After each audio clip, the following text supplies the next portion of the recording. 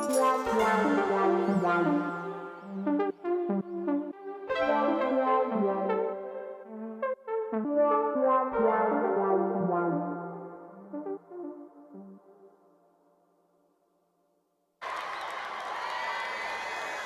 right. Hey. How's everybody doing? Well, all right. Woo, let's get it. All right. They say you can always tell a Morehouse man, but you can't tell him much. But you can trust a Morehouse man to tell you the truth. Georgia, here's what we have to say to those who would doubt our voice, doubt our power, doubt our vote. This part is over. Like my brother Spike's gonna tell you, we've been turning out, we've been turning up, but we can't stop now. Georgia, we got 12 days to choose which way our country is gonna go from here, which way our future is gonna go from here. That's why I'm so fired up to be here with y'all. And that's why I'm so proud to support our next president of the United States, Kamala Harris.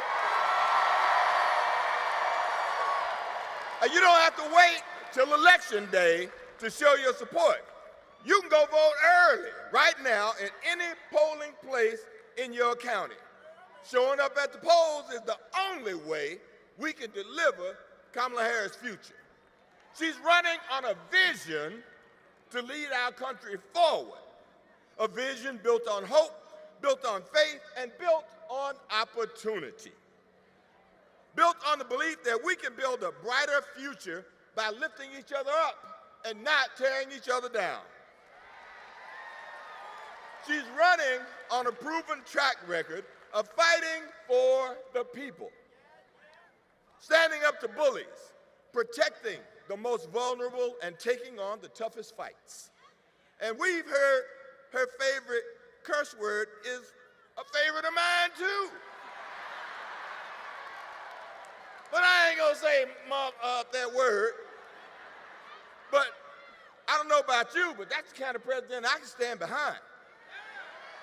That's the kind of president I can see leading our country forward. Now, as for the unmentionable, we've seen that horror show before.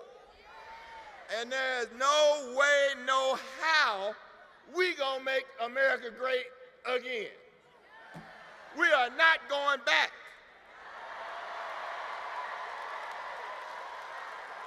That's right. That's right. We're not going back. We're not going back.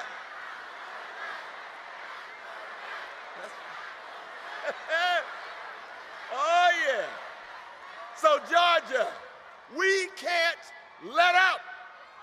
We got 12 days to run through the tape. We got to knock on doors. We got to make some calls.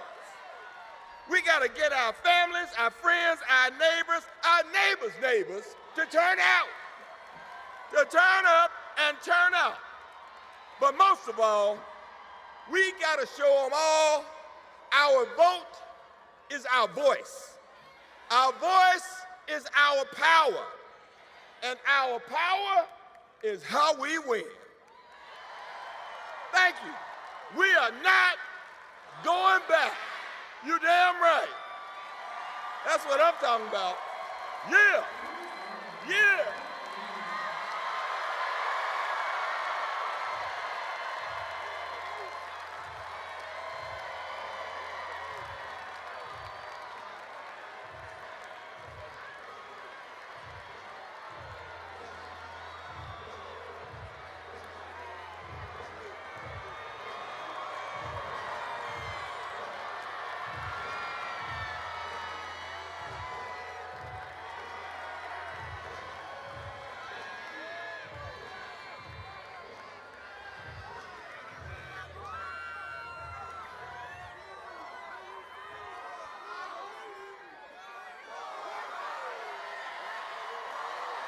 Where's Spelman at?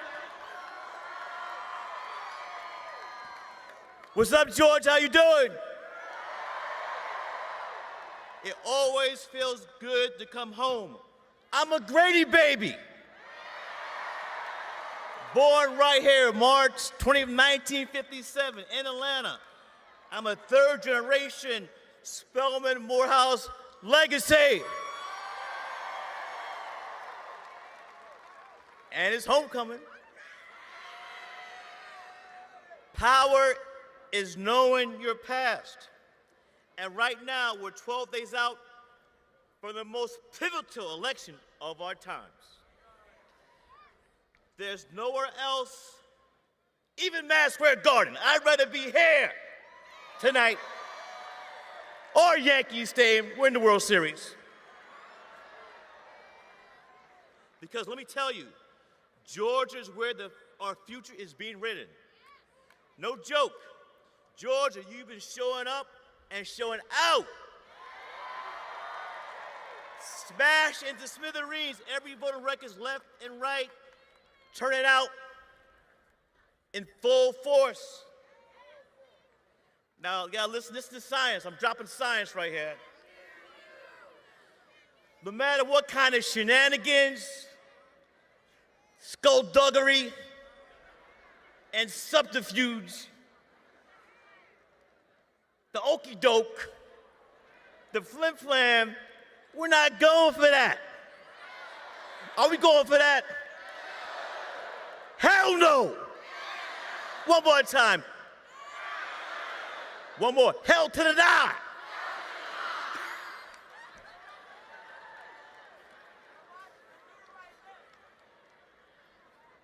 It's coming, it's coming.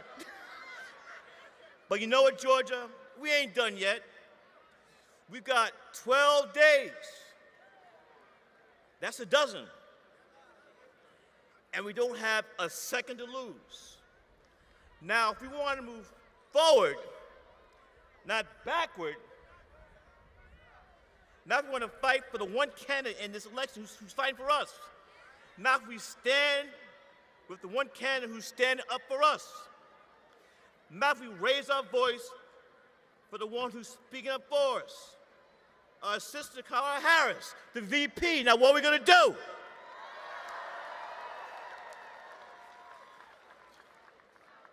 Almost done. And look, I don't even have to ask, do you know, do you know, do you know, do you know? You already know what time it is. That we don't have a moment to lose. We want to stop that other guy. I don't call him by his name. I call him Agent Orange. You dig? Sure enough, we cannot be hoodwinked, bamboozled, led astray. Now you know where that's from. Power is knowing your past, and to know our past is power. And sisters and brothers, right now it's time to choose direction we want for the future. We get to decide. So we gotta wake up. We gotta open our eyes to what's at stake. And to quote Parliament Funkadelic, we gotta turn this mother out. Now you know about P-Funk.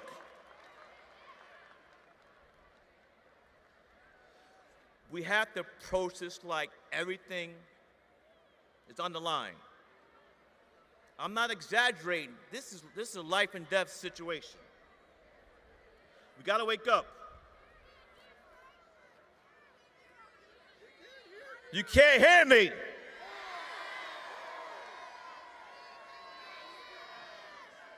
I'm not starting over. Anyway, I want to thank everyone for coming out.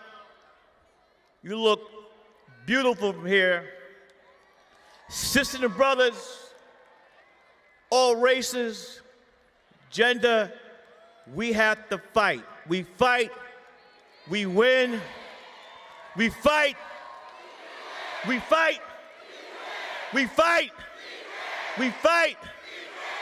Sure enough.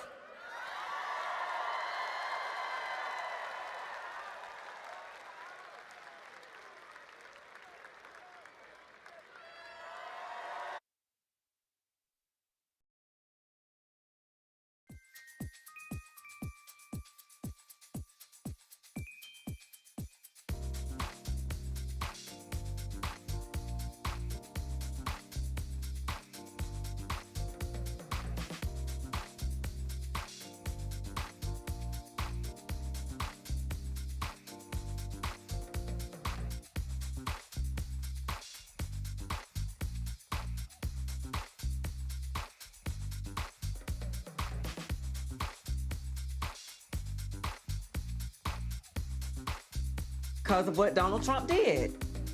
She would be here.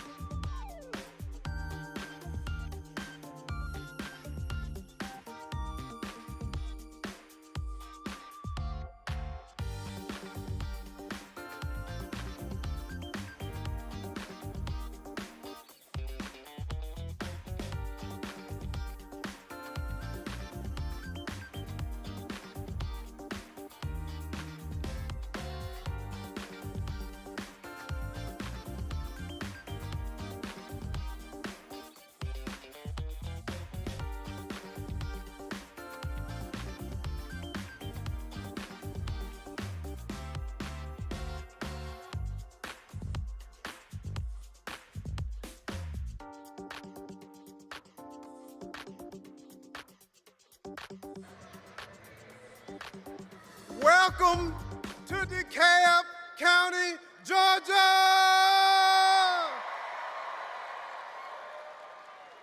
Before I say one more word, I want to make one thing perfectly clear. I am a black man, and I am all in for Kamala Harris.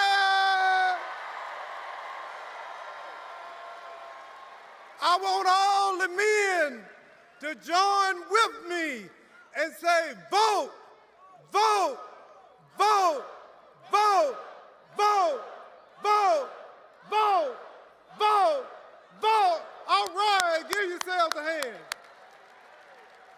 My name is Michael Thurman, and I was born and raised right here in the state of Georgia. I am proud to call the Peach State my home. And today, I am honored, I am pleased to be serving as the CEO of DeKalb County, Georgia. DeKalb is one of the bluest, most democratic counties in the United States of America. Like many of you, I have had opportunities in my life presented to me. I stand here today as a living testament to the power of prayer and hard work. I stand here today because men like my father, who was a Georgia sharecropper, who could not read and write, but never lost faith in the American dream. And I benefited from support from the federal government, from those who believed in me, oftentimes when I didn't believe in myself. And now today, Georgia, we are standing on the precipice not just of an election, but of the future of the United States of America. We do not, and we will not, allow the next leader of the United States of America to drag us back, to take us back to a dark time, to hatred and fear and division. What we need is the next president, who is now the vice president, who will give us a new way forward.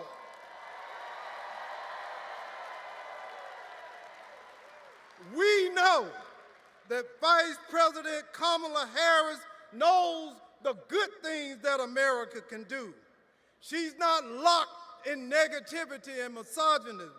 She believes in America and she believes in the American dream. With her leadership, we will praise a path that is a new way forward for this nation. She will work hard for working people, for working families. She will create new opportunities for black men and white men and brown men. She will create a new America that will embrace all of us and not turn away from us. Say no to Donald Trump. Say no to hatred. Say no to division. Say no to hatred. Say no to say no, no, no, no, no, no, no, no, no. So I'll leave you with this. Polls don't vote, but we do. I need you to go to early vote. I need you on election day. And I want us to cast a vote. And I'll tell you, if you can't go vote for yourself, vote for your daughter, vote for your son, vote for your grandmama, vote for Big Mama who couldn't vote. But all I want you to do, I'll leave it with one word. Say it with me. Vote, vote, vote, vote, vote, vote, vote.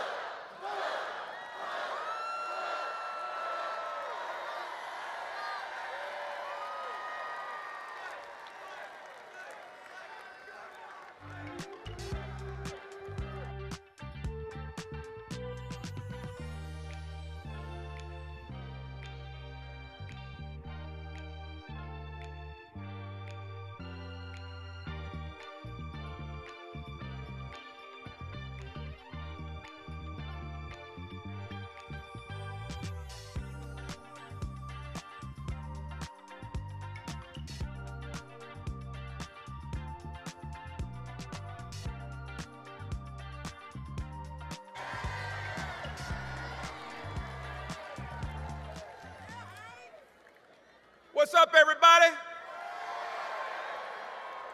Man, it's good to be at home in Georgia's 4th Congressional District. Welcome, everybody. So proud to honor our Vice President, who's soon to be our next president, Kamala Harris, right here in Clarkston, Georgia. You know, it's no mistake that Vice President Harris is coming to Clarkston, Georgia, the Ellis Island of the South is what it's called, a refugee resettlement hub, 50 different countries represented at least here among the people of this district. And those are hard-working people. These are our brothers and sisters, our neighbors.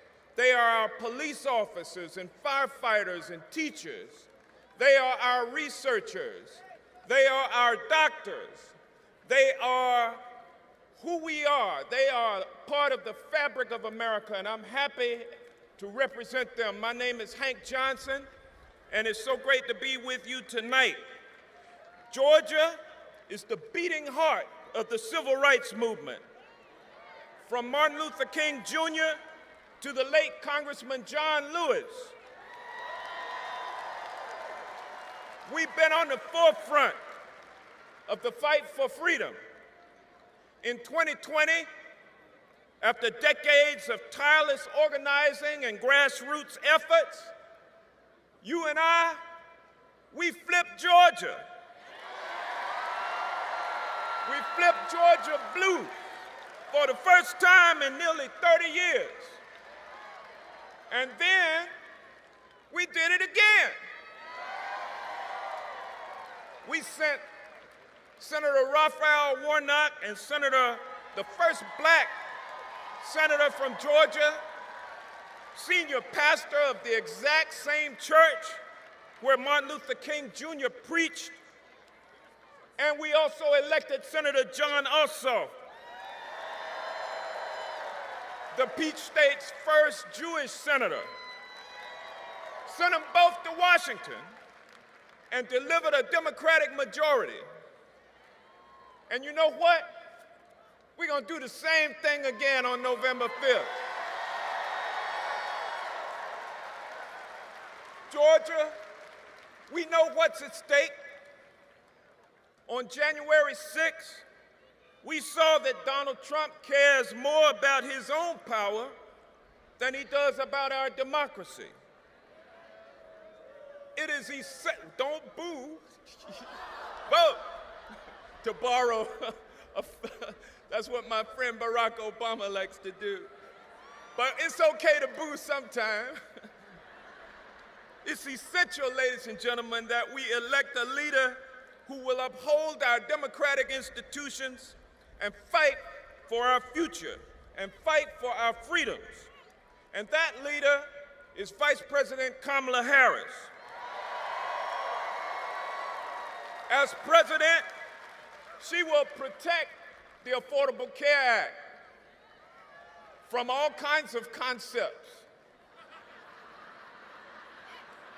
And as president, she will work to restore reproductive freedom for all Americans. And as president, she will cut taxes for the middle class, because she knows that when our middle class is strong, America is strong. And as president, Kamala Harris will sign the John Lewis Voting Rights Act into law. So Georgia, our vote makes a real difference. As Congressman Lewis said, we need to get in trouble. Necessary trouble. Good trouble. To help redeem the soul of America. So Georgia, y'all ready for some good trouble? Let's get in some good trouble now. Let's vote, vote, vote, vote, vote, vote, vote.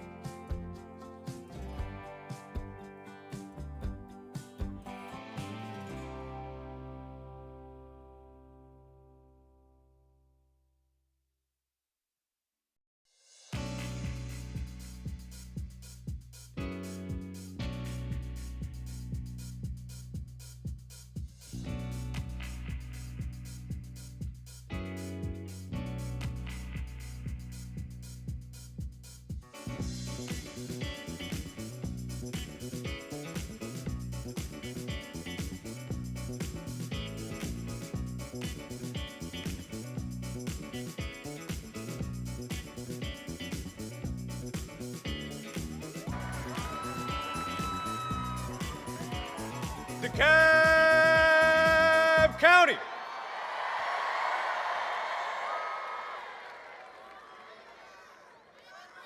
Okay, can y'all hear me all the way in the back?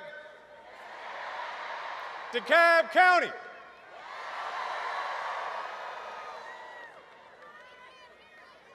DeKalb County President Barack Obama is in the building.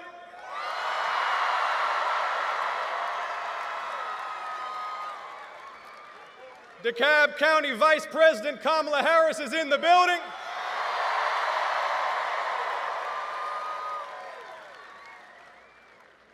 Now, you all saw she did a town hall last night. She did a great job. You know, it was supposed to be a debate. But Big Bad Donald lost the last one so bad he chickened out.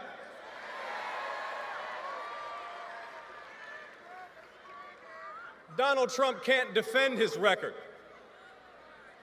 Can Donald Trump defend overturning Roe v. Wade? Can Donald Trump defend calling killed, wounded, and captured American service members suckers and losers? Can Donald Trump defend raising a violent mob that assaulted the United States Capitol?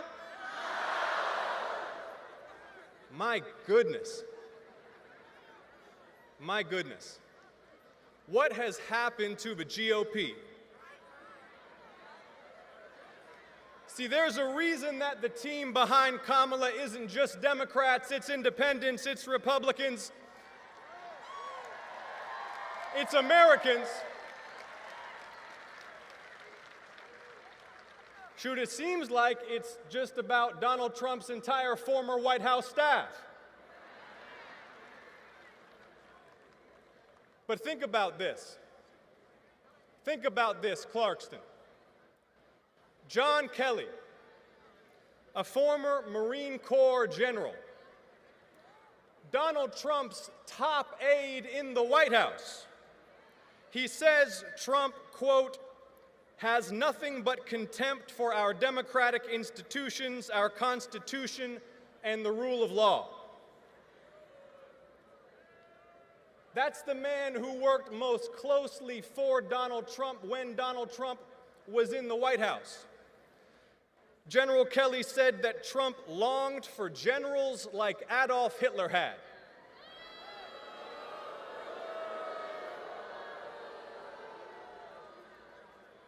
Come on, Georgia. This man is no good, bad news, and it's up to us to stop him.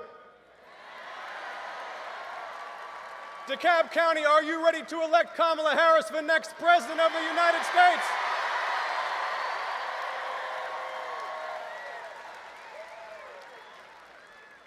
This election will be won or lost here in Georgia. America's future will be won or lost here in Georgia. So, Georgia, are you ready to win? We have the power to elect to the presidency a tough, principled, experienced prosecutor, United States Senator, Vice President of the United States in Kamala Harris.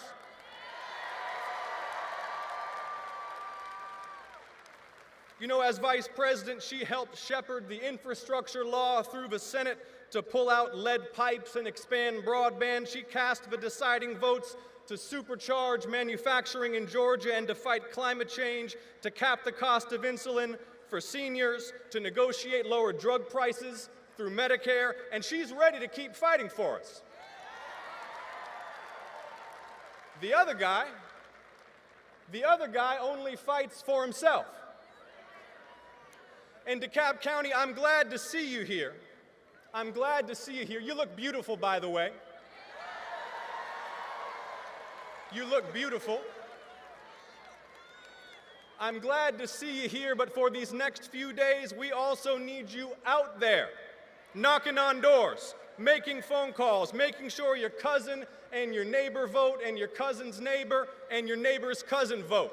You hear me, DeKalb County?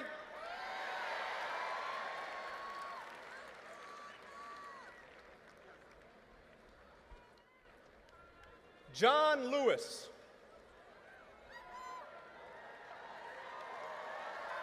Congressman John Lewis.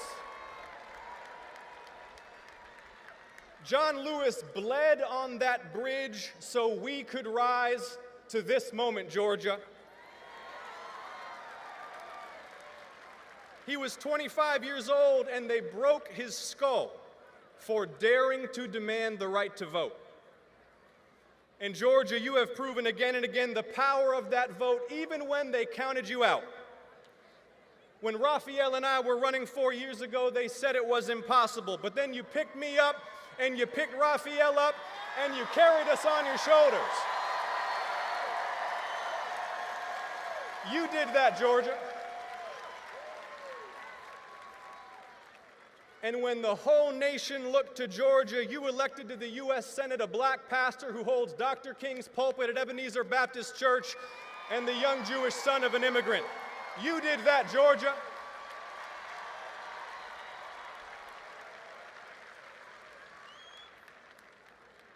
Well, Georgia, now the whole nation looks to us again.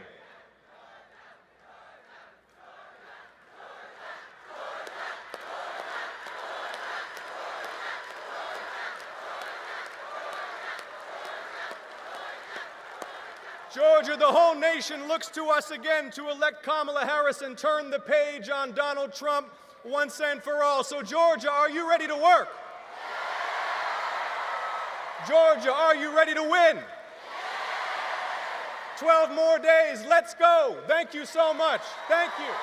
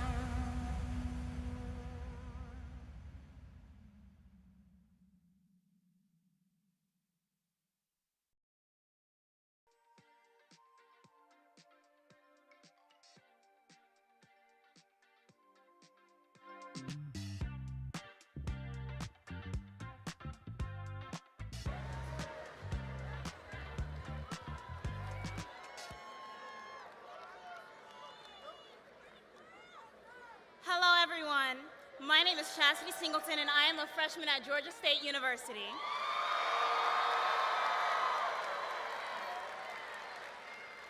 This week, I was proud to vote for the very first time, and it's the greatest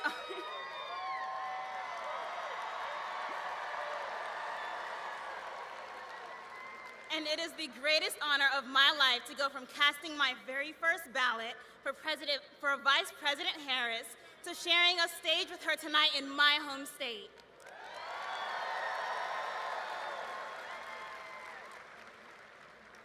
I have always understood the importance of service. Service to my church, service to my community, and to my neighbors. That's why I was so excited to vote early this week, because I know Vice President Harris shares these values too. Vice President Harris was raised in a church, like me, that taught her to see strangers as our neighbors.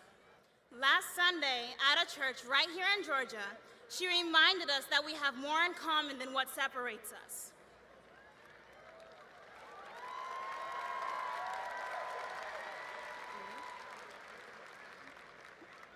The Vice President has worked for the people her entire career, and now she's fighting for a new way forward for young people like me and folks across the country so that we can not just get by, but get ahead. She's fighting to earn the burden of student debt. She's fighting to protect our basic reproductive freedom. She's fighting to lower housing costs and make it easier for young people like me to get a jump start.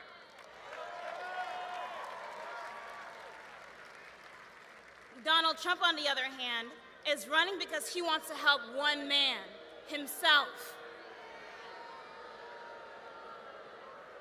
But Georgians won't let our country go back. 16 years ago, our country chose hope. 16 years ago, my parents got to cast their vote for President Barack Obama and help make history.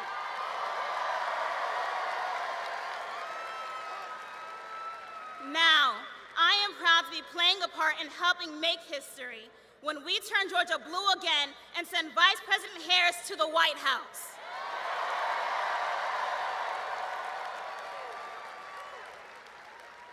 Georgia, join me in choosing a new way forward in electing Kamala Harris as our next president.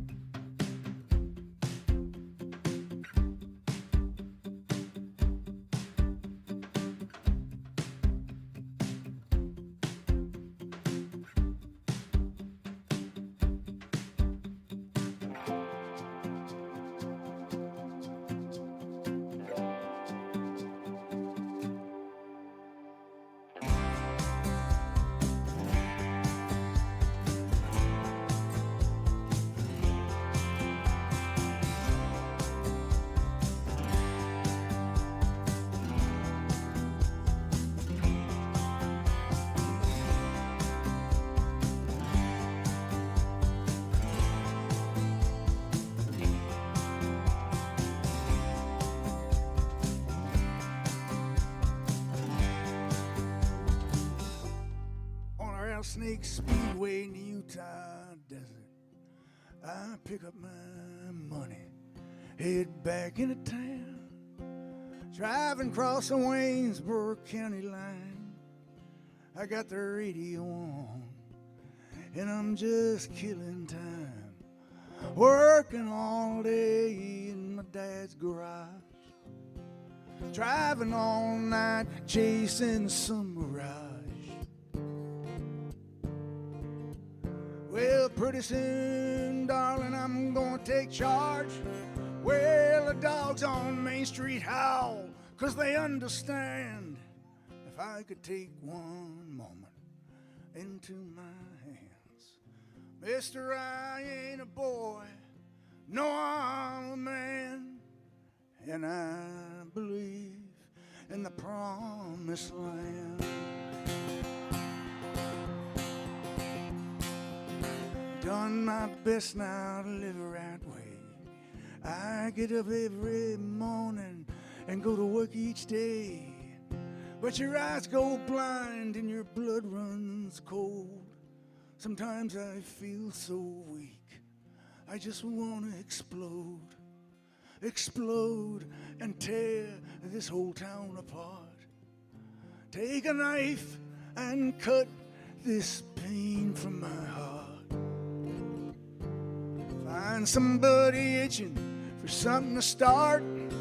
Well, the dogs on Main Street howl, 'cause they understand. If I could take this moment into my hands. Mister, I ain't a boy, no, I'm a man, and I believe in the promised land.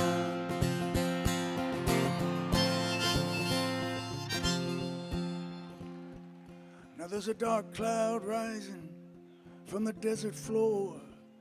I packed my bags and I'm headed straight into the storm. Gonna be a twister to blow everything down that ain't got the faith to stand its ground. Blow away the dreams that tear you apart. Blow away the dreams that break your heart. Blow away the lies that leave you nothing but lost and broken hearted. Well, the dogs on Main Street howl 'cause they understand. If I could take this moment into my hands. Mister, I ain't a boy, no, I'm a man, and I believe in the promised land, and I believe in the promised land, and I believe in the promised land.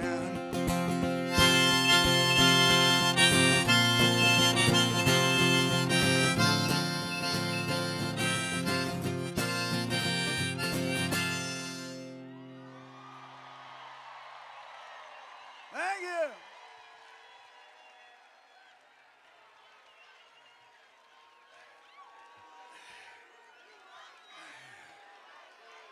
Thank you, thank you. I'm Bruce Springsteen, and I am here today to support Kamala Harris and Tim Walz for President and Vice President of the United States, and to oppose Donald Trump and J.D. Vance. Now, here's why. I want a president who reveres the Constitution, who does not threaten but wants to protect and guide our great democracy, who believes in the rule of law and the peaceful transfer of power,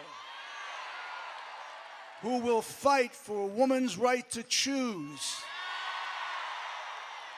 and who wants to create a middle-class economy that will serve all our citizens. There is only one candidate in this election who holds those principles dear, Kamala Harris.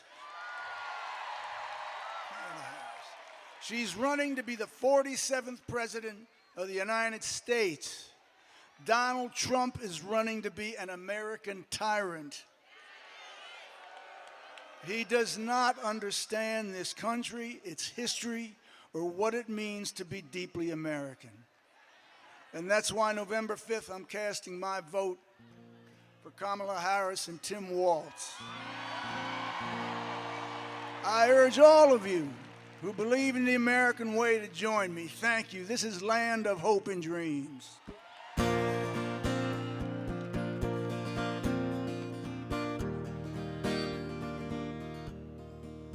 Grab your ticket and your suitcase. Thunder's rolling down this track. Oh, you don't know where you're going now, but you know you won't be back. Well, darling, if you're weary, lay your head upon my chest. Yeah, we'll take what we can carry. Well, and we'll leave the rest. Well, big wheels roll through fields where sunlight streams. Oh, meet me in a land of hope and dreams.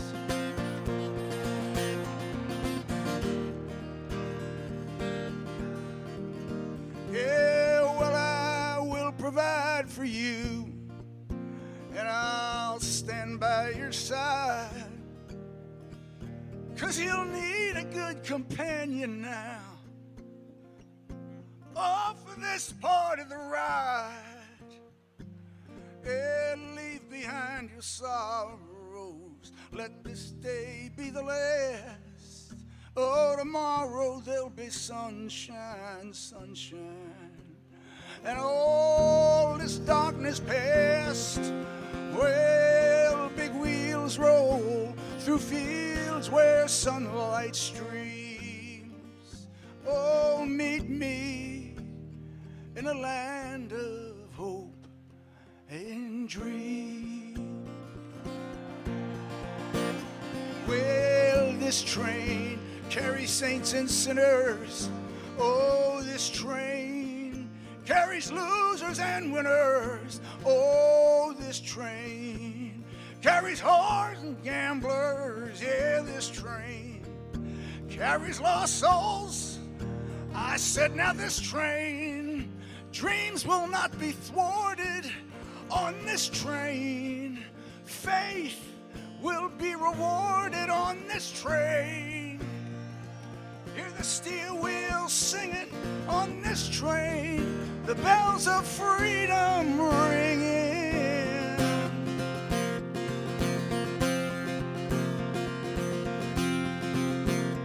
Well, big wheels roll through fields where sunlight streams. Oh, meet me in the land of hope and dreams. Oh, meet me in a land of hope and dreams.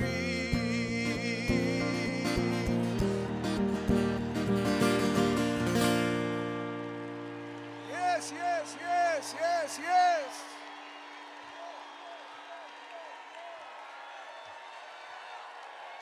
All right. Now it's time for some entertainment. Here we go.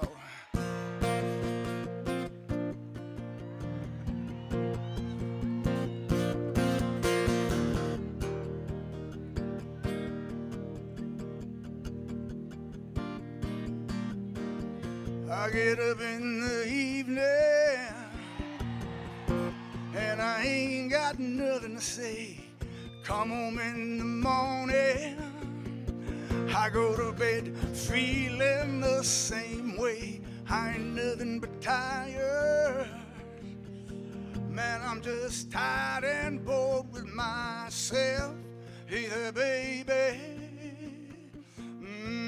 I could use just a little help now. You can't start a fire. You can't start a fire without a spark. This gun's for hire. Even if we're just dancing in the dark.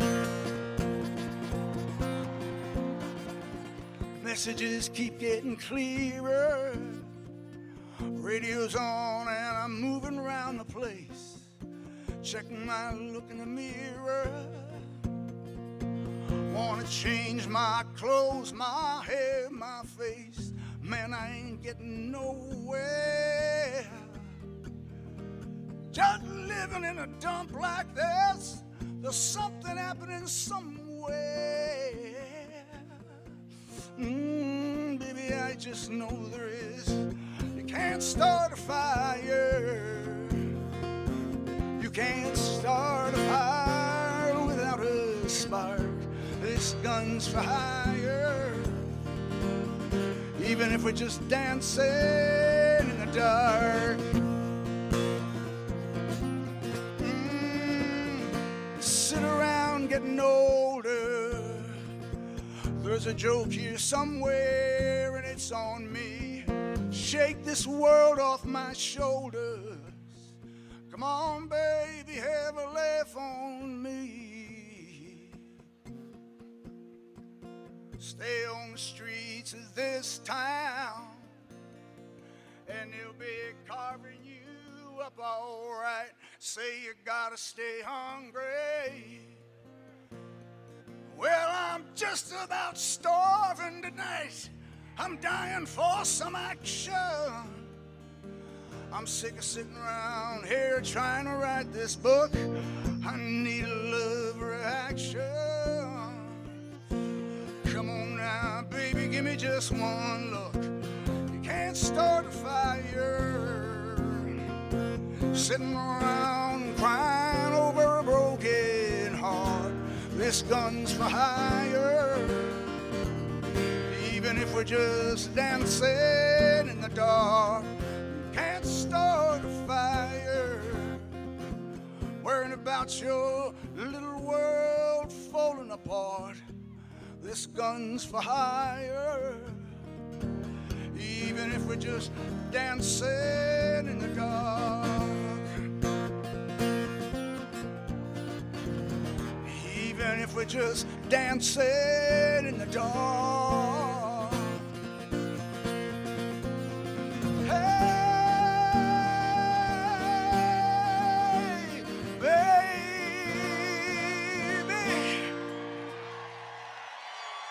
Thank you, Atlanta. Kamala Harris and Tim Walz for president and vice president. Get out there and vote.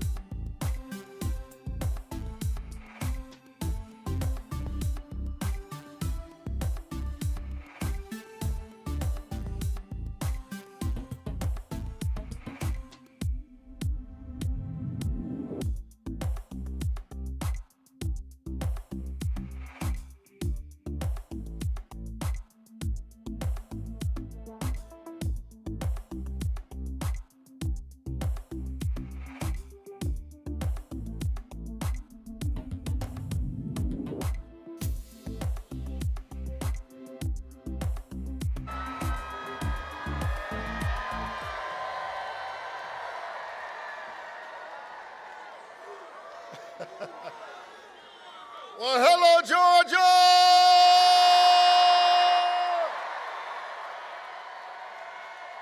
Wow!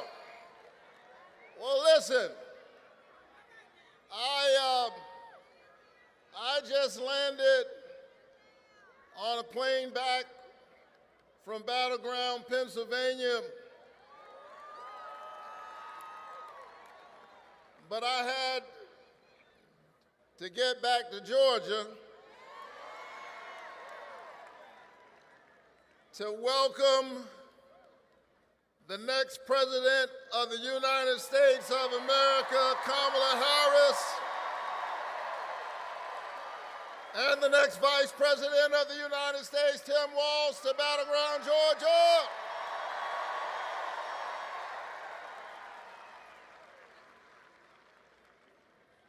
Back in 2021, Georgia literally saved the country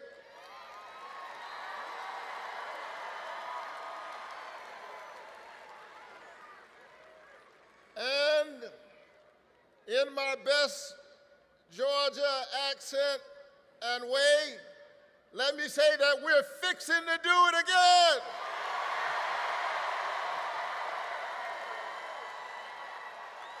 Are you ready to win this election?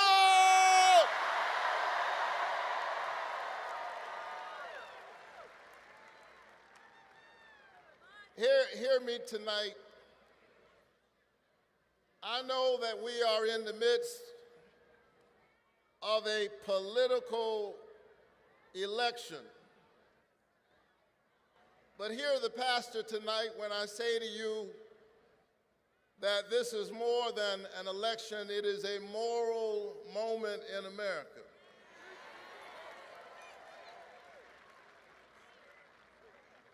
It's really hard to overstate how much is at stake. Here's the thing, we already know who Donald Trump is. That's not what this election is about. It's about who are we.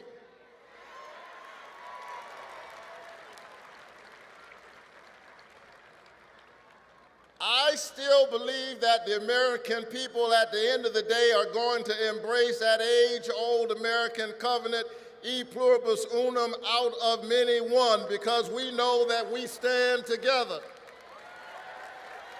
that we are connected, that we need each other, that we need our neighbors, that there are not enemies within. We may have differences of opinion. Earlier today, I was standing with Republicans in Pennsylvania, and then later I was standing with brothers, you know, black men in a barbershop. Earlier before that, I was standing with students. The truth is, we need everybody. We need all hands on deck. Are you ready to show up?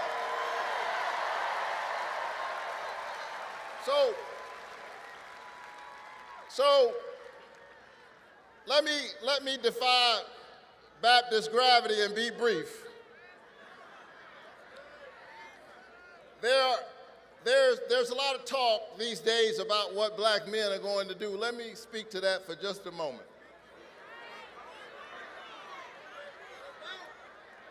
Let me say that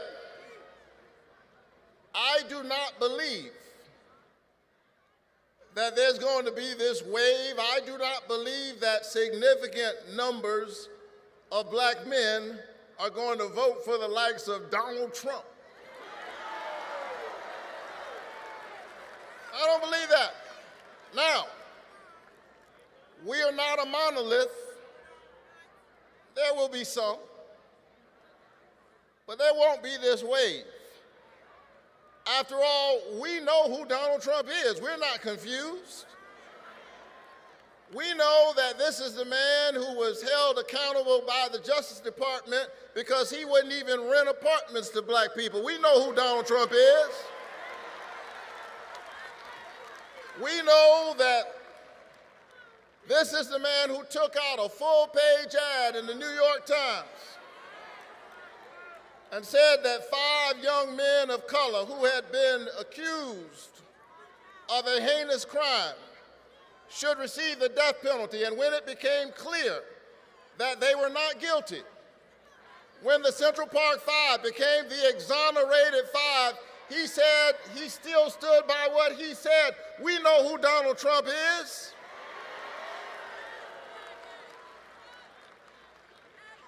This is the man who entered into the political arena on a racist birther lie that the first African-American president was not born here. We know what he was up to. He was trying to say, you're not one of us. But I believe that the American people will reject this hatred, will reject this bigotry. We understand that we are one people. Are you ready to stand together and win this election? Are you ready to stand on behalf of truth and righteousness and justice?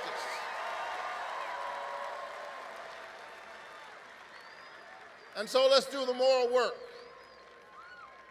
Let's do the hard moral work that we will have to do even after November 5th to redeem the soul of our nation. I know that we can do it. We've seen hard times before. We've been through tough struggles before.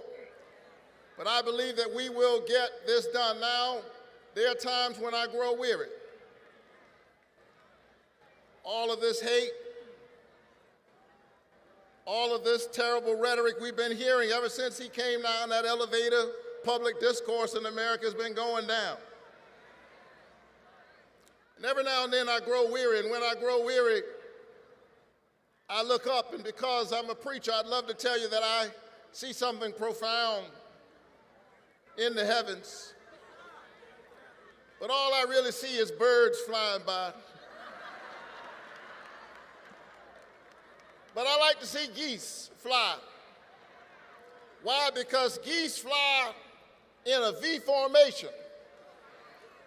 And the one out front who is getting all the glory and all of the sunlight, the wind on his face, believe it or not, the one out front is actually working the hardest.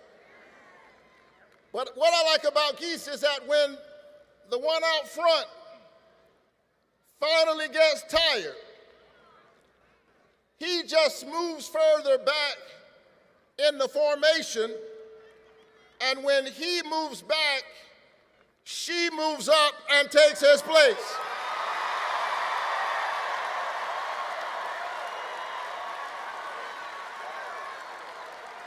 And what I like about geese is that geese do this without an insurrection.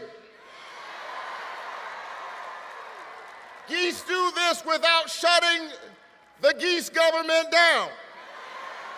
That's because geese understand that my individual location is not as important as our collective destination. We are one people. Let's stand together. Let's rise together. Let's win this American moment together. God bless you.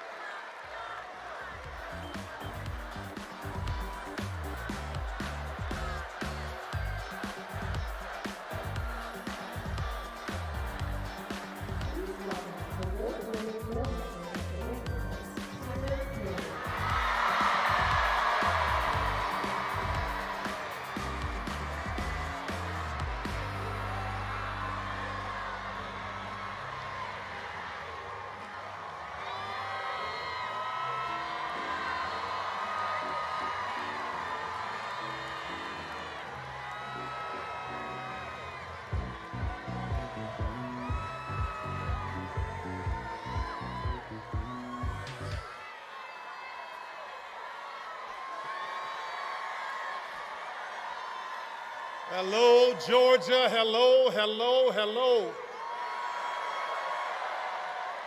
I got to tell you, I've been a resident here for a little more than 30 years, so I know a few things about Georgia.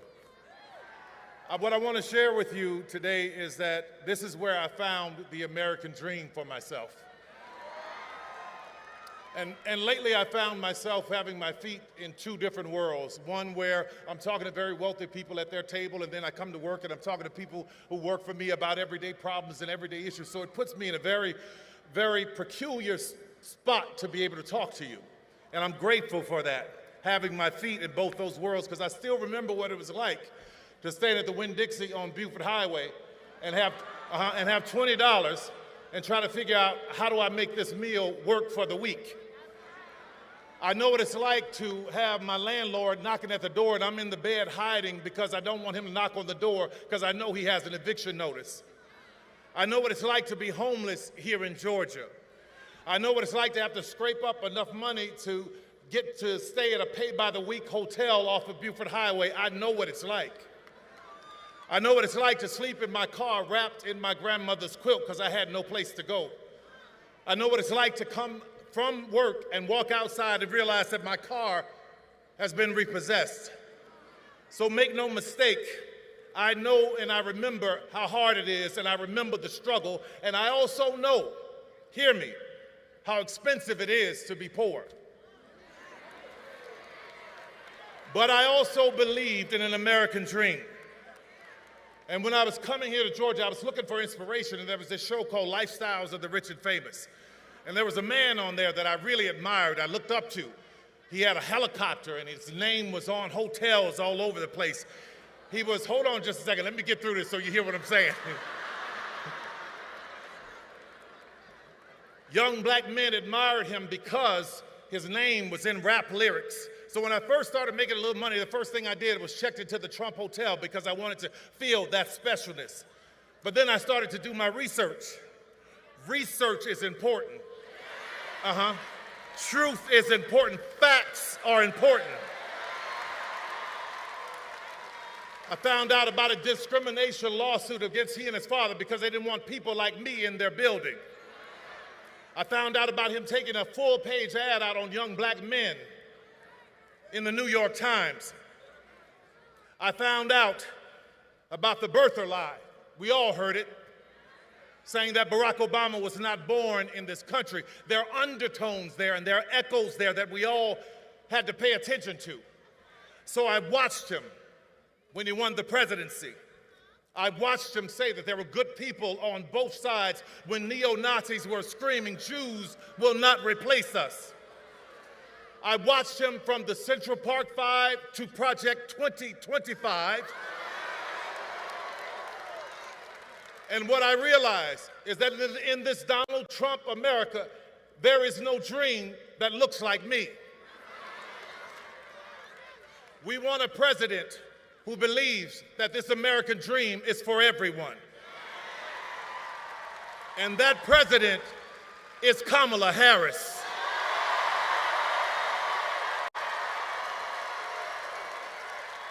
We want a president that understands, like I did in Georgia. When I came here, I didn't have anything, but I had a dream. So I worked, and against all odds, I worked my way to where I am now. It was here in Georgia. See, in Georgia, you know what we do? We don't sit around and complaining. We go to work. It was here where I became a studio owner. My first studio was on Krog Street. Now that is Krog Street Market. And then I bought another studio, which was on Greenbrier, right near Greenbrier Mall on Continental Colony Parkway.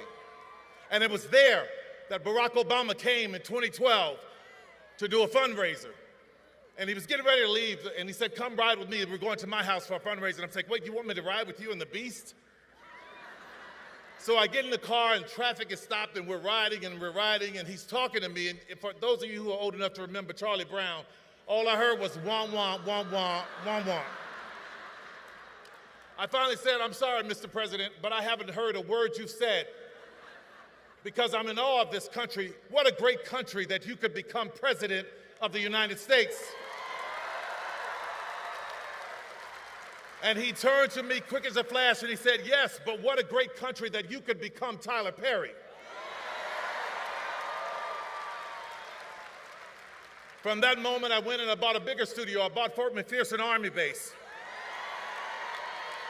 Right now, where we hire thousands of people are coming through that doors. And I don't care what was stacked up against me. I don't care. I didn't pay attention to that. What I paid attention to was, how do I help somebody?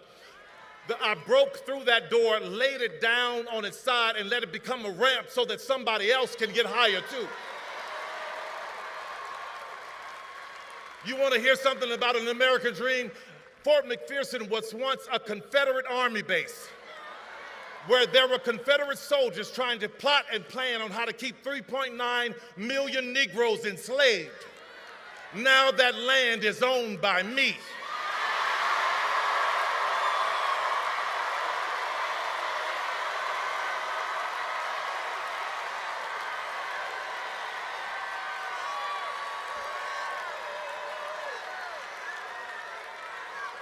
Let's talk about an American dream. It's seniors working so hard and working hard and seniors working hard. And what I realized when I bought it, that seniors around, their taxes were going through the roof. So what I did was, I was like, no, you're not gonna come here and take these seniors' houses. I paid everybody's taxes off for years so that they can keep their houses. When an 85-year-old woman in Coweta County lost her house to a fire and wanted a place for all her grandkids, I rebuilt that house for her. Most recently, I saw in AJC a story where there was a woman who hired this contractor and he gutted her house and left her there with nothing. She was living in a house with no plumbing and no walls for years. I rebuilt that house for her. Why am I telling you this? I'm not telling you this to be bragging. What I'm telling you about it is, what I want you to understand is I have compassion for our seniors. So when a candidate says that we have lowered the cost of insulin to $35 for seniors, that candidate has my vote.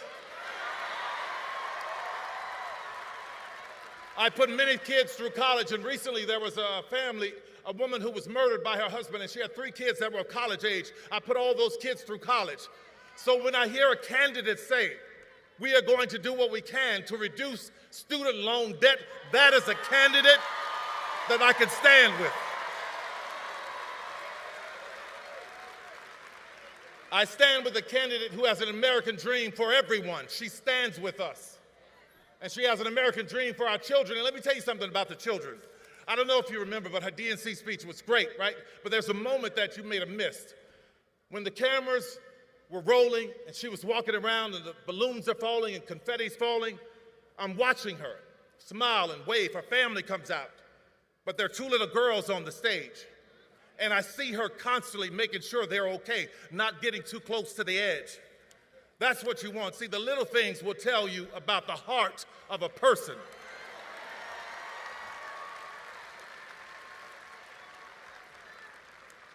In that speech, she talked about how we have more in common than what separates us. So, Georgia, I want to put that to the test. I didn't have a father who gave me millions of dollars to start a business. Did you? No.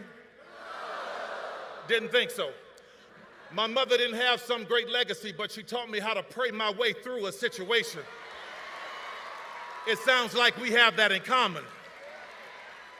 I'm the kind of American that believes in a secure border, but at the same time believes that if anyone is coming seeking legal asylum, our arms should be open to them. I'm the kind of American that believes that if you are running for office, you shouldn't sink and tank a bipartisan bill to help the border so that you could use it for your own glory.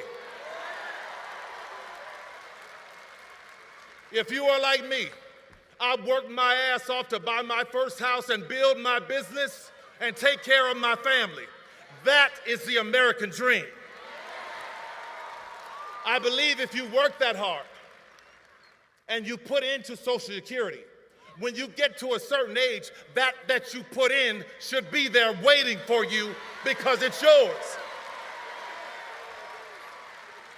I believe that we all should have affordable health care and it not be replaced with the concept of a plan. What the hell?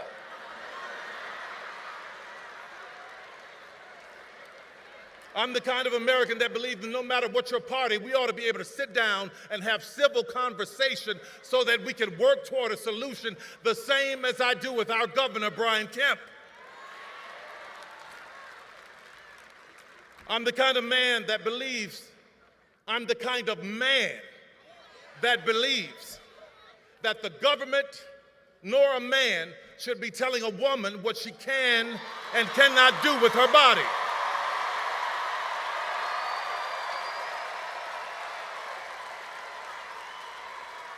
I'm the kind of American who believes that poll workers should do their civic duty without being harassed and threatened like Ruby Freeman and Shay Moss in Fulton County.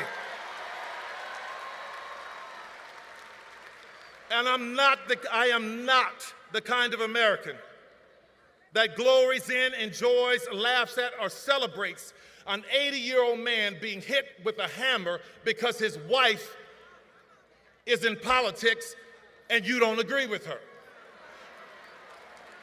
And two things can be true at once. I am not the kind of man that glory in, celebrates, enjoy, or laughs at a 78-year-old former president almost meeting his death at an assassin's bullet in Butler's, Pennsylvania. It's not right. It's about decency, America, and I think you agree with me. But I am the kind of American that believes if you lose an election, that you honor the constitutional, peaceful transfer of power. And judging by your reaction, I believe Kamala is right. We have more in common than what separates us. As I'm closing here, I just want to talk about that quilt that I used to wrap up in my grandmother's car, that quilt that my grandmother gave me. That quilt was a tapestry of beautiful pieces, but I completely ignored it. I didn't think it was worth anything because she had made it from all of these stitches and gave it to me as a gift. And I was walking past this antique store years later, and I saw one in the window, and I go, wow, that's a beautiful quilt. It reminds me of my grandmother. So I walk in, I talk to the lady. She started explaining to me that each patch in that quilt was worth this and meant this because of the woman who made it. So when I think about America, I think about my grandmother's quilt. We are all shapes, sizes, and colors, but we are one.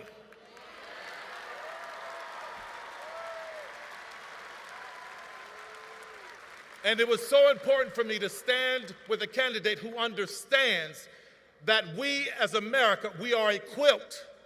And I could never stand with a candidate who wants America to be a sheet.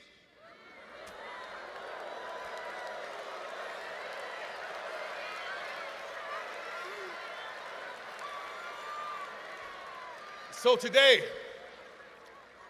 I voted for Kamala Harris.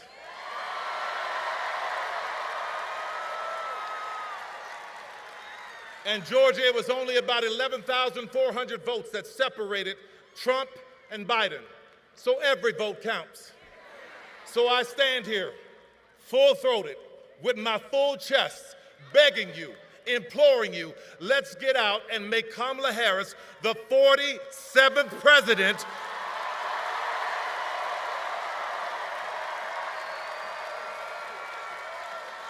of the United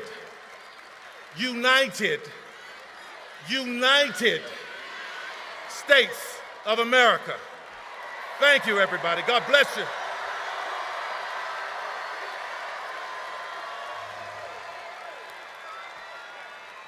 I'm done with all I have to say except one thing. That man who was in the beast with me,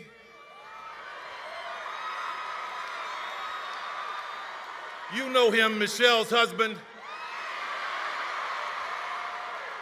One I've always admired and looked up to, and I'm glad to be able to say this. Ladies and gentlemen, the 44th President of the United States, Mr. Barack Obama.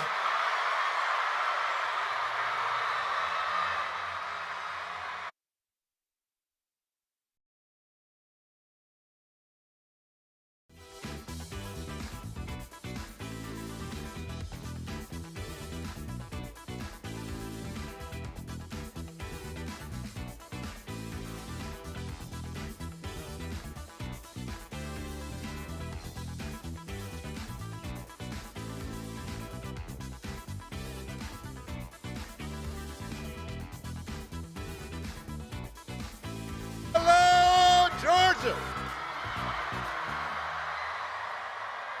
Are you fired up? Are you ready to go? good to be back in Georgia.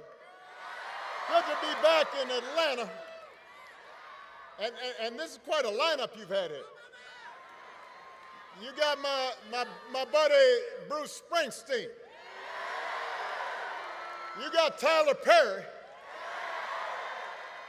You got a couple of guys from those Capital One commercials. If that doesn't get you fired up to vote, I don't know what will. Now, you've heard this already. I am going to repeat it. We are going to keep repeating it. Here in Georgia, early voting has already started. So if you have not already, go vote. Return your absentee ballot. If you're going to vote, remember to bring your photo ID. If you need to figure out where to go to iwillvote.com/GA, and then you get your friends and you get your family to make a plan to vote. Because together we have a chance to choose a new generation of leadership in this country and start building a better and stronger and fairer and more hopeful America. Now, I love you too.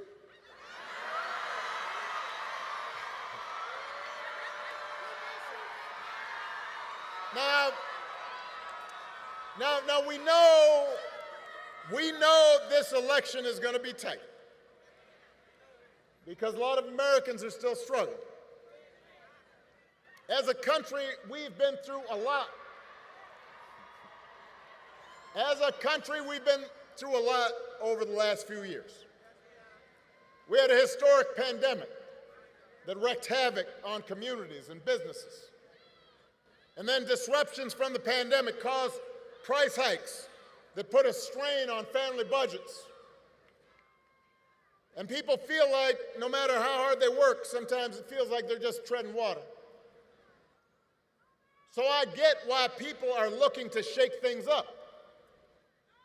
What I cannot understand is why anybody would think that Donald Trump will shake things up in a way that is good for you, because there is absolutely no evidence that this man thinks about anybody but himself. I've said it before. Donald Trump is a 78-year-old billionaire who has not stopped whining about his problems since he rode down that golden escalator 9 years ago. And when he's not complaining, when he's not sending out crazy tweets, he's trying to sell you stuff. He's trying to sell you gold sneakers, trying to sell you a $100,000 watch, trying to sell you a Trump Bible, wants to sell you the Word of God, Donald Trump edition. Got his name right there next to Matthew and Luke. Now, you cannot make this stuff up. If this was on a Saturday Night Live skit, you'd say, well, no, that's crazy. But he's doing it because all he cares about is his ego, his money, his status. That's his mindset. Those are his intentions. And then there's the question of his competence. I mean, have you seen Donald Trump lately? He out there giving 2-hour speeches, just word salad. Said the other day, January 6th was a day of love, he said that. Like it was Woodstock or Coachella. If your grandpa was acting like this, you'd call up your brother, call up your cousin, you say, hey, have you noticed Grandpa? He acting kind of funny right now. But here's the interesting thing, is he acts so crazy and it's become so common that people no longer take it seriously. I'm here to explain to you, just because he acts goofy does not mean his presidency wouldn't be dangerous. And you do not have to take my word for it. Lately, some of the people who know Donald Trump best have been saying in no uncertain terms that he should not be president again. The other day, General John Kelly, Donald Trump's former chief of staff, said that Trump told him he wanted his generals to be like Hitler's generals. Now, don't boo, vote. Now, I want to explain that in politics, a good rule of thumb is don't say you want to do anything like Hitler. You know, that's just good political advice. But it is useful because it gives us a window into how Donald Trump thinks. And John Kelly isn't the only one saying this. Two of his defense secretaries, people who worked for him, said the same thing. His chairman of the Joint Chiefs of Staff, that is the top of the top brass in our military, said he is dangerous. Now, I happen to know John Kelly and Mark Miller. They served under me when I was commander-in-chief. These are serious people. This is a decorated soldier and Marine who served in battle. They are not, quote-unquote, woke liberals. They are people who have never, in the past, even talked about politics because they believe that the military should be above politics. But the reason they're speaking up is because they have seen that in Donald Trump's mind, the military does not exist to serve the Constitution or the American people. He doesn't see being commander-in-chief as a solemn, sacred responsibility, just like everything else. He thinks the military exists to do his bidding, to serve his interests. He said if he's elected, he'll use that military to go after, quote, the enemy within, which he defines as anybody who criticizes him or refuses to bend the knee. He can't handle that. And unlike last time, unlike the first time, he won't have people like John Kelly around to stop him. He'll be surrounded by people who are just as loony as he is and who will let him do what he wants. And so my question to you, Georgia, is how is any of that going to help you? We do not need 4 years of a wannabe king, a wannabe dictator running around trying to punish his enemies. That's not what you need in your life. America's ready to turn the page. We are ready for a better story. Georgia, we're ready for a President Kamala Harris.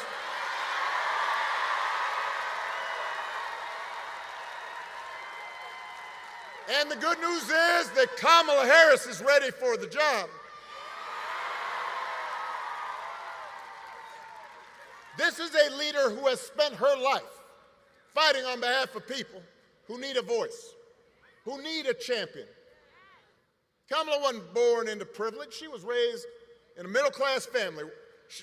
She worked at McDonald's when she was in college to pay her expenses. She didn't pretend to work at McDonald's when it was closed for a photo op. She actually cares what people are going through because she's seen it in her own family, in her own life. As a prosecutor, Kamala stood up for children who'd been victims of sexual abuse. As Attorney General of California, fought the big banks and for-profit colleges, secured billions of dollars for people after they'd been scammed. After the home mortgage crisis, Kamala pushed me and my administration hard to make sure homeowners got a fair settlement. It didn't matter that I was a Democrat, that she had knocked on doors for my campaign in Iowa. She was not going to let anybody stop her from winning as much relief as possible for families who deserved it. So the point I'm making, if you elect Kamala Harris, she will not be focused on her problems, her ego, her money. She's going to be focused on you.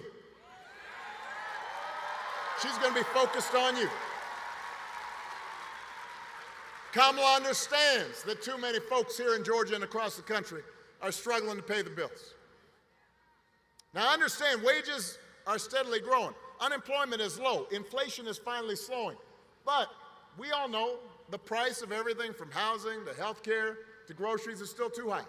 And it hurts. She understands that. The question is, who's really going to do something about it? So Donald Trump's plan is to give another massive tax cut to billionaires and big corporations. Because he was a reality star on The Apprentice, there's some folks who think, well, I don't know, he's a businessman, he must know something about the economy. I've heard people say this, right? I'll talk to them, why would you think about voting for this guy?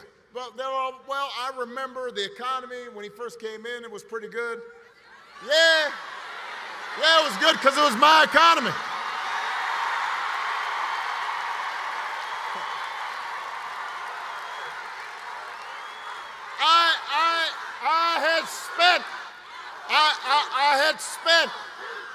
I had spent 8 years cleaning up the mess that the Republicans had left me. And then I handed over 75 straight months of job growth to Donald Trump. And all he did was give tax cuts to folks who didn't need it, drove up the deficit in the process, and now he wants to do it again. You can't give him credit for that. And then I hear, the other thing I hear, some folks will be like, well, Donald Trump sent me a check during the pandemic. No, y'all know, because I've heard this, I know y'all, some of you heard that. Hey, let me make sure y'all understand this. Joe Biden sent you a check during the pandemic, just like I gave people relief during the Great Recession. The thing is, we didn't put our name on it because it wasn't about feeding our egos. It wasn't about advancing our politics. It was about helping people. That's the difference. Don't be giving them credit for that. Come on. He sent you a check. Do not fall for that okie doke. Don't be bamboozled. Don't get fooled. And don't get fooled when he talks about health care either. You ask Donald Trump what he's going to do to make health care more affordable. His only answer is end Obamacare, end the Affordable Care Act. He doesn't really know why he wants to end it, except for the fact that I passed it. The problem he's got now is that it's popular, because 50 million people have gotten health care because of it. So, a couple weeks ago, you remember during the vice presidential debate, his running mate had the nerve, had the chutzpah to say that Donald Trump, quote, salvaged the Affordable Care Act. Donald Trump spent his entire presidency trying to tear that thing down. And he couldn't even do that right. And now, 8 years after he was elected, when he was asked, well, what are you going to do? He says, well, I've got concepts of a plan for how he'd replace it. Now, I want you all to think about this for a second. Let's say your boss on the job gives you an assignment, says, I need it by Friday. Friday rolls around, your boss says, so did you finish that project I asked you to do? And you say, well, I haven't actually started, but I got a concept for a plan. Or you could try this at home. Honey, did you throw out the trash? I have a concept of a plan to throw out the trash. How's that going to go over? On the couch. That's how it'll go over. If it wouldn't work for you, why should it work for the next president of the United States? The good news is that Kamala Harris doesn't have concepts of a plan. She got a plan to make your life better. She's going to go after corporations that unfairly jack up prices.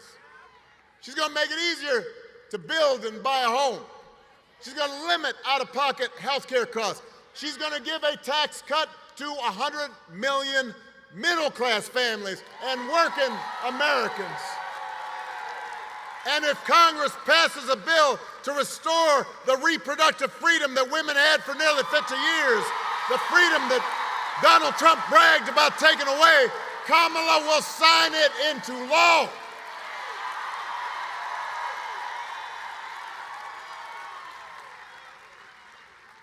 It's an example of how elections matter. And I have to say, I get why folks get frustrated with politics. I do too sometimes. I don't watch cable news. Because sometimes I get why people block it out. It just seems like everybody arguing and fussing. But I always tell people, look, politics, it's not going to solve all your problems. No president is going to eliminate poverty in one term or eliminate racism, because those problems are hard. It takes steps, a little bit at a time, but your vote matters because that little bit of a time, that incremental improvement, that adds up. And things can get a little better, or they can get a little or a lot worse. When I was president, we did not solve all problems with our healthcare system, but 50 million people getting health insurance that didn't have it before, that made a difference. You know somebody who has health insurance because of it. And I'm going to give you another example. When I was president, we put together an entire playbook for how to deal with a pandemic, because we had dealt with Ebola, we had dealt with the H1N1 virus. We put together a plan, and we practiced, and we had all the agencies in terms of how you're going to deal with the schools and how we're going to deal with the public health agencies. And we put it all together, and when Donald Trump came in, we gave him that playbook. And he, I guess, dropped it in the dustbin. 3 years later, a pandemic hit. And I want to be fair. Listen to me now. No matter who was president, the pandemic was going to be a huge crisis. People were going to get sick. People were going to die. Businesses were going to close. There'd be travel restrictions. It was a once-in-a-100-year event. But if you look at a country like Canada, the per capita death rate during COVID was 60% lower than it was here in the United States. So you do the math. Over 1 million people died during the pandemic here in the U.S. 60% of over 1 million, that's 600,000 people. That's grandparents. That's aunts. That's uncles, parents, co-workers, friends. Everybody here was touched by it. Some people might have been alive if we had had a competent administration who was paying attention and trying to do things better instead of talking about injecting bleach into your arm. Now, you remember that if somebody tells you it doesn't make a difference. It will not make things perfect, but it does make a difference. To have somebody who is competent, somebody who sees you, somebody who respects you, somebody who cares about you, somebody who understands your dreams. And you need to remind folks who are still on the sidelines that the election is about more than just policies. It's about values, and it is about character. Some of you know when I was growing up, I didn't have a father in the house. But I did have people around me, a stepfather, grandparents, teachers, coaches, and most of all, my mother, who tried to teach me the difference between right and wrong, who showed me what it meant to be honest and responsible, to work hard, to treat other people the way I wanted to be treated. And look, I was a knucklehead sometimes when I was a kid, and I didn't always live up to those values, even as a young adult. But over time, I internalized those values. And as an adult, I said, this is what I need to stand on. This is my foundation. And I suspect most of you grew up the same way. And one of the most disturbing things about this election and about Trump's rise in politics is how we seem to have set the values we were taught aside, how we seem to disregard them, how we pretend they don't matter. When Donald Trump lies about hurricane aid, you've got a hurricane in North Carolina, people desperate, and he and his vice presidential candidate deliberately circulate rumors that that money is being given to illegal aliens, illegal immigrants, as opposed to people who are desperate. When he cheats or shows utter disregard for our Constitution, when he calls service members who died in battle losers, or fellow citizens vermin, people make excuses for it. They act like it's okay as long as their side wins. And I've noticed this especially with some men who seem to think Trump's behavior is a sign of strength, that macho, you know, I'm going to own these folks, I'm going to put them down. I am here to tell you, that is not what real strength is. It never has been. Real strength is about working hard and taking responsibility and telling the truth even when it's inconvenient. Real strength is about helping people who need it and standing up for those who can't always stand up for themselves. That's what we should want in our daughters and our sons. And that's what I want to see in the President of the United States of America. And the good news is, we've got a candidate to vote for in this election who demonstrates that kind of character, who knows what real strength looks like, who will set a good example and do the right thing and leave this country better than she found it. That is what this election is about. And that is why it is my honor to introduce my friend, the next President of the United States of America, Vice President Kamala Harris.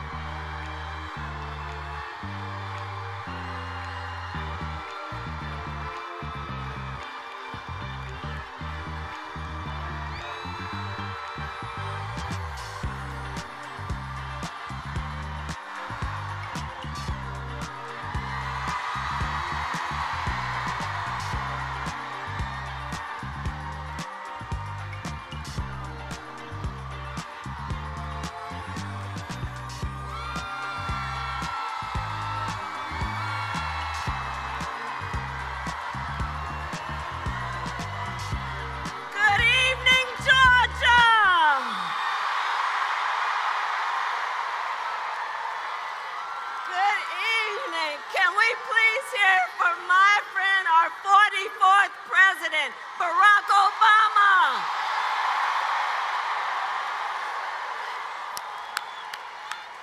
Oh, it's good to be back in Atlanta. All right. So, I love you too. I love you too. So you all may know, it was 17 years ago. It was over 17 years ago when I took a trip to Springfield, Illinois. It was a cold February day, and I went there to support this brilliant young senator who was running for President of the United States. And millions of Americans were energized and inspired, not only by Barack Obama's message, but by how he leads. seeking to unite rather than separate us. And that is why in 2007, I went New Year's Eve to Iowa to knock on doors in the snow. And all these years later, Barack Obama, I say to you, your friendship and your faith in me and in our campaign means the world. Thank you, Mr. President. Thank you, Mr. President. And we have some extraordinary leaders with us tonight, and I thank everybody who's here for taking time out of your busy lives to spend this evening together. I want to thank Georgia's congressional delegation, all the local and community leaders who are here with us. Let's please give it up for Samuel L. Jackson, Spike Lee, Tyler Perry, and the great American poet, Bruce Springsteen.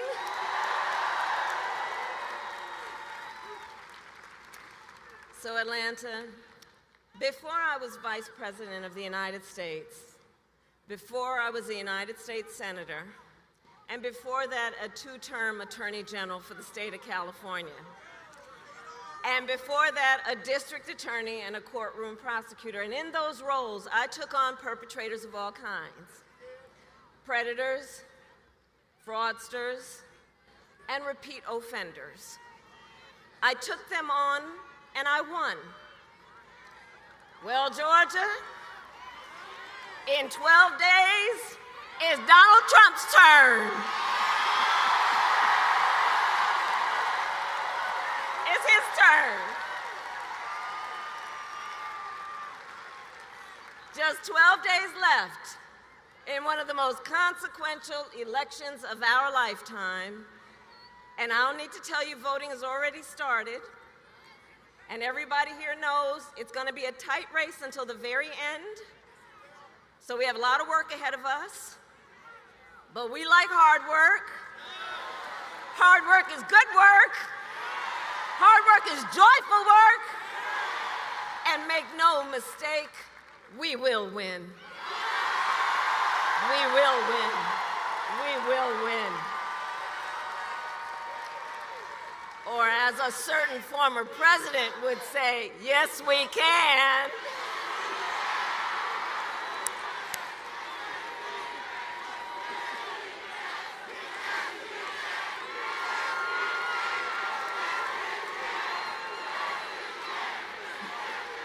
Yes, we will, and yes, we can. And here's why we're going to win. We are going to win because we together are fighting for the future. We are fighting for the future. We here understand we have an opportunity before us to turn the page on the fear and divisiveness that have characterized our politics for a decade because of Donald Trump. We have the opportunity to turn the page and chart a new way and a joyful way forward.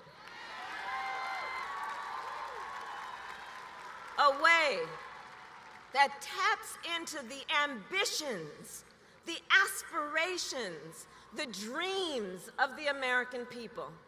And I will tell you, as I travel our country, there is an overwhelming call for a fresh start, for a new generation of leadership that is optimistic and excited about what we can do together. There is a yearning for a president of the United States who will see you, who gets you, and who will fight for you.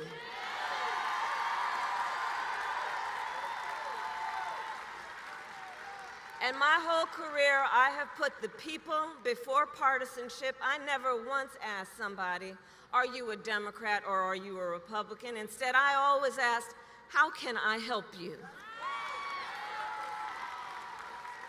And that is a major difference between Donald Trump and me, and between the two very different, extremely different visions that he and I have for our nation.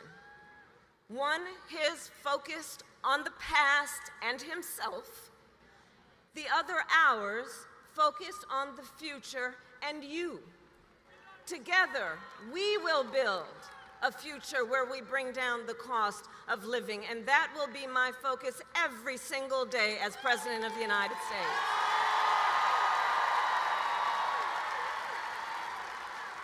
Because look, while inflation is down and wages are up, prices are still too high. You know it and I know it. And unlike Donald Trump, who had $400 million served to him on a silver platter and still managed to file for bankruptcy 6 times, he talks about being a good businessman. Come on. Unlike him, I grew up in a middle-class neighborhood with a working mother who kept a strict budget and did everything she could to make sure my sister and I had all that we needed. I come from the middle class, and I will never forget where I come from. I will never forget where I come from. Which is why my common sense plan will lower the prices you pay on everything from prescription drugs to groceries to housing. On the other hand, Donald Trump will raise costs on you and your families. In fact, independent economists have analyzed our plans and found that mine will cut your costs and strengthen our economy. His will increase inflation and lead to a recession by the middle of next year. These are independent economists, Nobel laureate, prize-winning economists who have reviewed our plans and are very clear. And his agenda is all laid out in Project 2025. A detailed and dangerous blueprint for what he will do if he is elected president. And look, Donald Trump intends to impose a 20% Trump national sales tax on everyday basic necessities, which will cost the average family nearly $4,000 a year. On the other hand, I will take on price gouging, corporate price gouging. I've done it before, and I will do it again.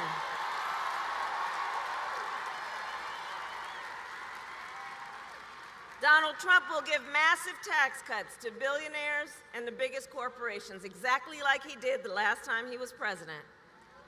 I will give middle-class tax cuts to 100 million Americans, including $6,000 during the first year of a child's life, that will also lift America's children out of poverty.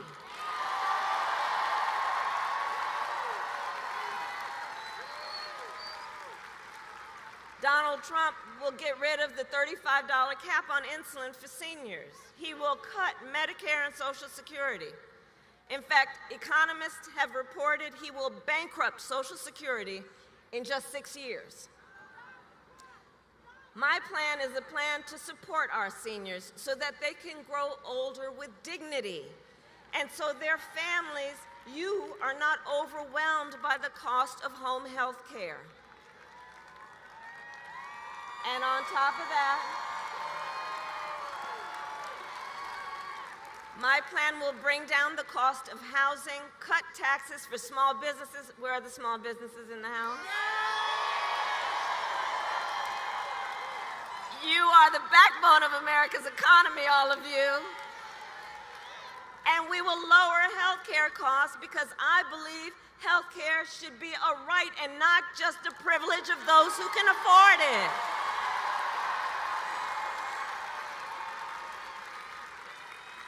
Donald Trump, on the other hand, intends to end the Affordable Care Act, or like we like to call it, Obamacare. And he wants to take us back to when insurance companies had the power to deny people with pre-existing conditions. Well, we are not going back. We are not going back. We're not going back.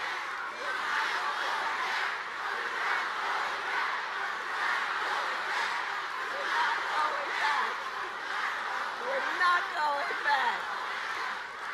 No, we are not. because we will move forward, and it is time to turn the page.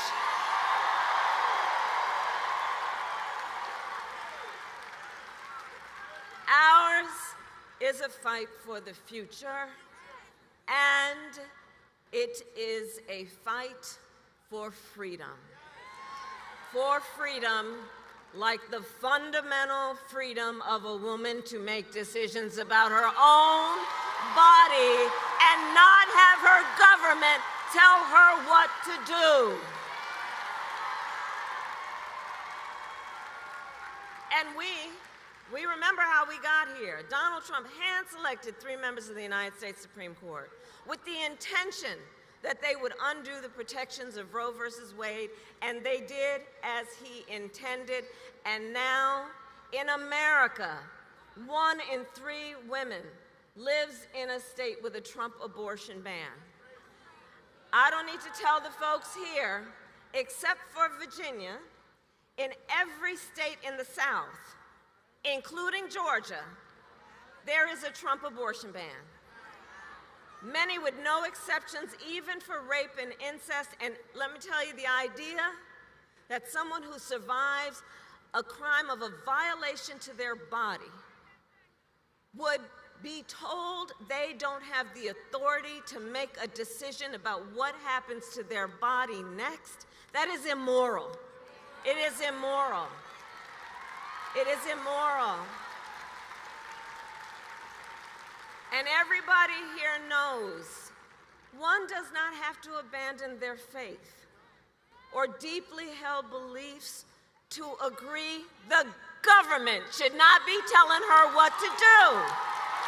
Not the government. If she chooses, she will talk with her pastor, her priest, her rabbi, her imam, but not the government, not some folks up in a state capitol telling her what to do with her own body. And notice Donald Trump still refuses to even acknowledge the pain and the suffering he has caused. He insists that, quote, everybody wanted for Roe versus Wade to be overturned, which is just a further example of how out of touch the man is. Everybody wanted this. Women are being denied care during miscarriages. Some only being treated once they develop sepsis. They didn't want this. Couples just trying to grow their family have been cut off in the middle of IVF treatments. They didn't want this. Women have died because of these bans, including a young mother of a 6-year-old son right here in Georgia. Her family is here with us tonight, and we speak her name, Amber Nicole Thurman.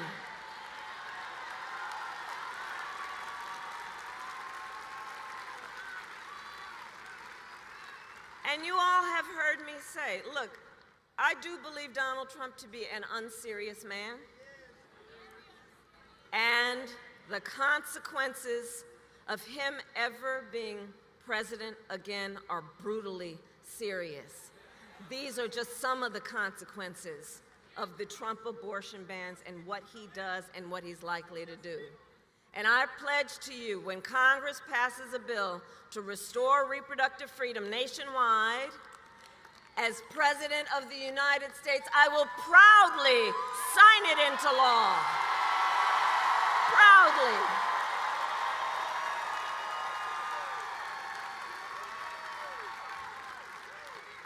And across our nation, we are witnessing a full-on assault on other hard-fought, hard-won freedoms and rights, fundamental freedoms and rights, like Georgia knows, attacks on the freedom to vote, attacks on the freedom to be safe from gun violence, the freedom to breathe clean air and drink clean water, the freedom to love who you love openly and with pride.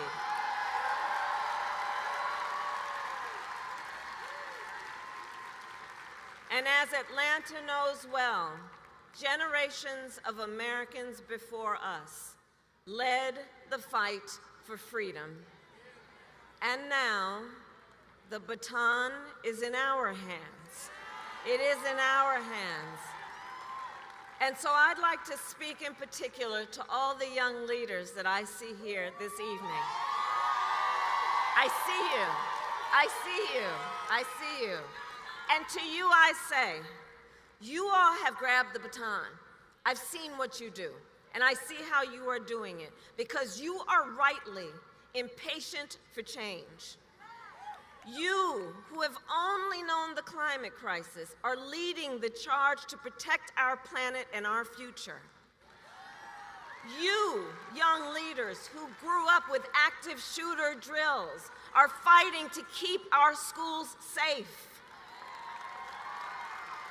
You, who know now fewer rights than your mothers and grandmothers, are standing up for reproductive freedom. And I know it is because for you, I say to our young leaders, this is not theoretical. This is not political. This is your lived experience. And what I love about you is you are not waiting for other people to figure this out. So I see you and I see your power, and I know so many of you are voting for the first time and know that our future is so good with you all at the helm. And I'm so proud of you. Can we hear it for our young leaders and first-time voters?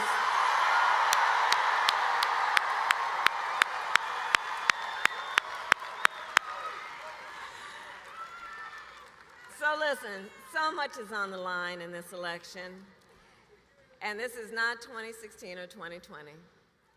The stakes are even higher because over the last years, and in particular the last 8 years, Donald Trump has become more confused, more unstable, and more angry.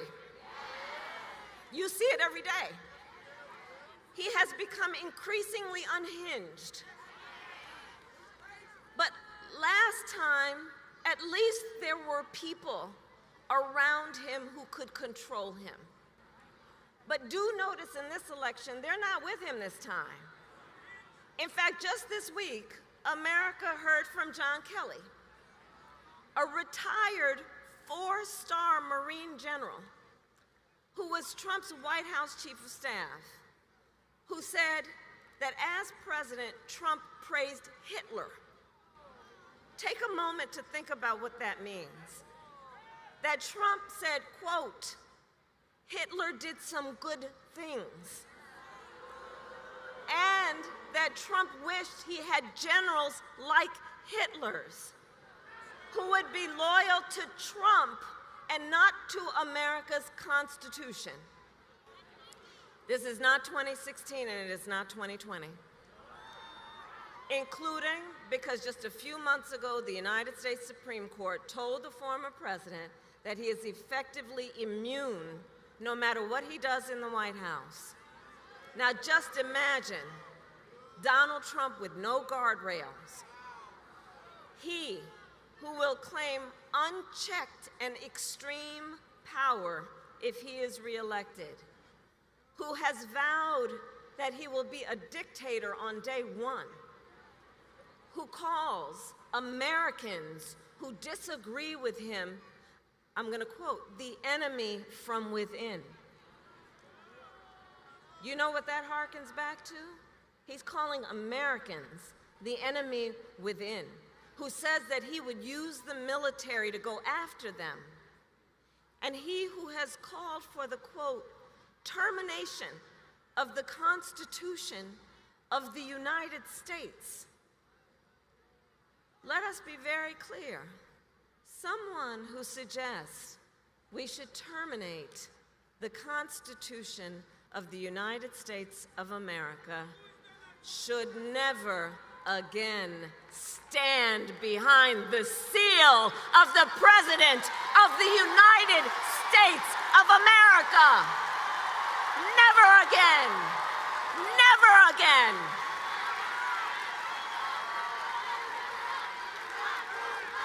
We're not going back.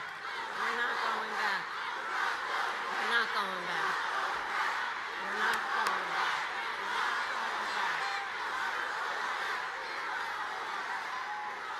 So, America, there is a huge contrast in this election. Just imagine the Oval Office in 3 months. Picture it in your mind. It is either, but there's a choice that everybody has. So let's imagine it for a moment. It's either Donald Trump in there, stewing over his enemies list, or me, working for you, checking off my to-do list. You have the power to make that decision. It is your power. It is your power. So, 12 days. All right. So, okay, we got work to do. Okay, so Georgia, listen, it all comes down to this. We are here together because we know what is at stake. We are here together because we love our country. We love our country. And I do believe it is one of the highest forms of patriotism to fight then for the ideals of our country and to fight to realize the promise of America. That's why we are here. And as the great Congressman John Lewis reminded us, democracy is not a state, it is an act. So Georgia, now is our time to act, and together we will win. We will win. We will win. So, Election Day.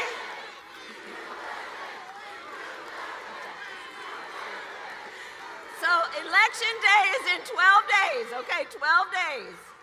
And early voting has already started. So, Georgia, we need you to vote early. Please vote early. Go to iwillvote.com to get all the information you might need. Because, folks, the election is here. It is here. It is upon us. And the choice is truly in your hands. Your vote is your voice. And your voice is your power. So, Georgia, I ask you, are you ready to make your voices heard? Do we believe in freedom? Do we believe in opportunity? Do we believe in the promise of America? And are we ready to fight for it? And when we fight, we win. God bless you, and God bless the United States of America.